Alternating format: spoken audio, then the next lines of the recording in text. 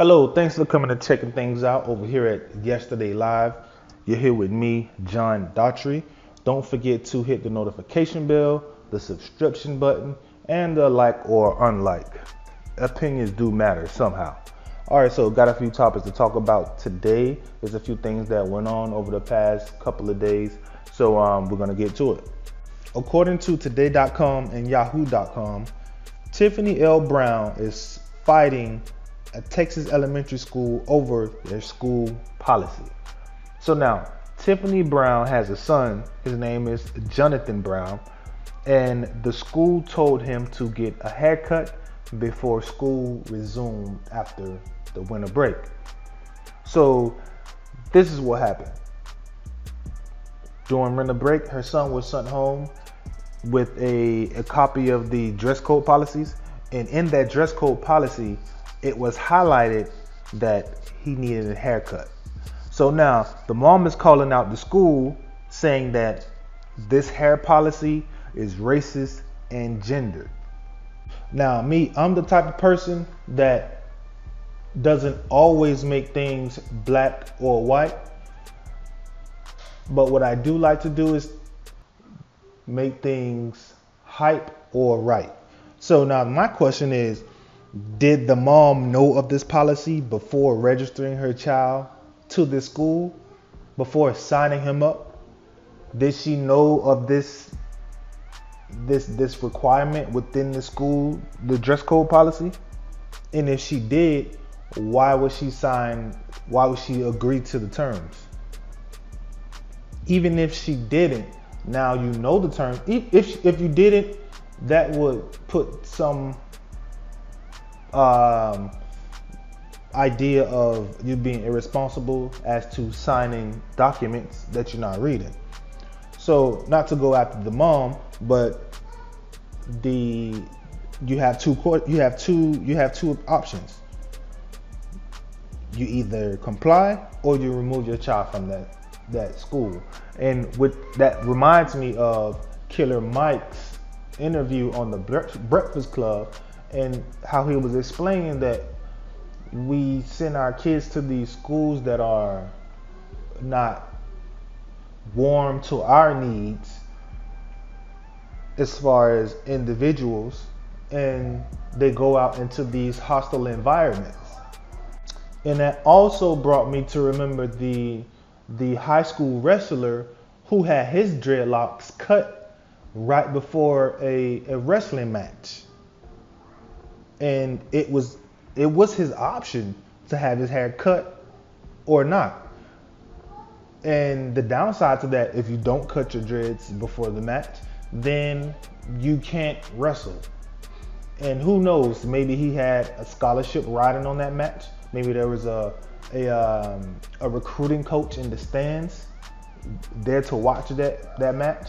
And he made the decision to say, hey, I'm going to cut my locks right here on the spot, and then I'm going to carry on. So who knows? But it makes me myself wonder the issue with dreadlocks. And some people like dreadlocks and some people don't. And that's black, white, green, blue. So it made me think, where do dreadlocks come from? What are the origins of dreadlocks? What is the history of dreadlocks? So let's see. And so I didn't have to do a lot of digging at all before a lot of the history and origins of dreadlocks came across my laptop. So now let's go. According to Wikipedia.org, dreadlocks date from over 2,000 years ago. Some of the origins are ancient Greece from the 1600 to 1500 BCE. The ancient Vedic scriptures of Indians, which are thousands of years old, have the oldest and earliest evidence of jata locks, which are almost exclusively worn by holy men and women. It has been part of a religious practice for Shiva followers. If you don't know who Shiva is, You can start Googling SHIVA. Some of the earliest depictions of dreadlocks date back as far as 3,600 years to the Minoan civilization. Carrying on, in ancient Egypt, examples of Egyptians wearing locked hairstyle and wigs have appeared on bas reliefs, statuary, and artifacts. During the Bronze Age and Iron Age, many people in the Near East, Asia Minor, Caucasus, East Mediterranean, and North Africa, such as the Sumerians, the Elamites, ancient Egyptians, ancient Greeks, and a slew of other types of people and religions. Now, more on, in ancient Greece, Kuros sculptures from the Archaic period depict men wearing dreadlocks, while Spartan hoplites, I hope I'm not butchering that, wore former locks as part of their battle dress. Spartan magistrates, known as ephors. Now, in the unabridged dictionary, magistrates are pretty much our modern day judges. So sometimes you may, if you're in court, you're a lawyer or you're a defendant or a plaintiff, you're gonna see that person sitting in front of you with the gavel. It says magistrate. We're not even that deep into it, and we're already finding out how deeply and rooted this hairstyle is. And I say hairstyle now because a lot of people who wear dreadlocks today, the majority of people who wear dreadlocks today, they don't represent it in the style and the fashion that I'm currently reading it in. Because here we're finding out that it's heavily stooped in religion. It's heavily stooped in spirituality, the connection with the body, and style and fashion.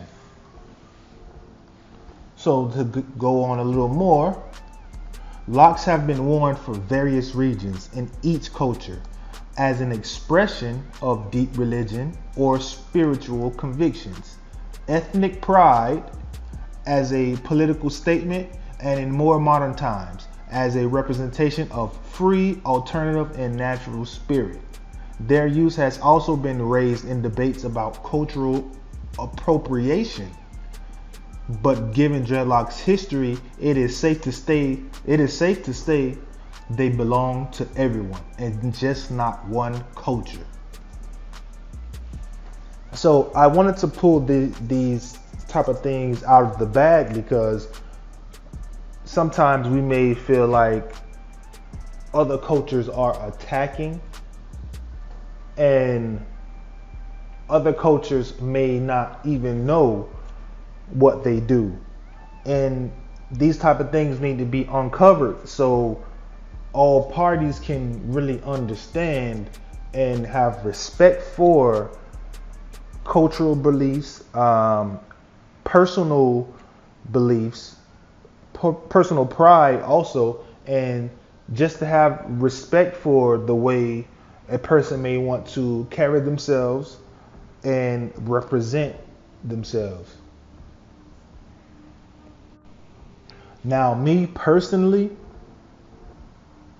if I were to have to pick a side, I would pick the mom side and the little boy side if the little boy wants to cut his hair. And in that instance, like I said before, it reminds me of what the rapper Killer Mike was conveying on the Breakfast Club, as to where a lot of time kids of color, black kids in particularly, may attend a school that isn't structured to their needs, their wants, or even their ethnical differences. And I feel that just because someone wants to wear their hair a certain way that shouldn't get in the way of the quality of education that they deserve. And with that being said, thank you for tuning in. Hit the subscription button, the notification bell, and thank you for tuning in to Yesterday Live with me, John Daughtry. See you on the next one.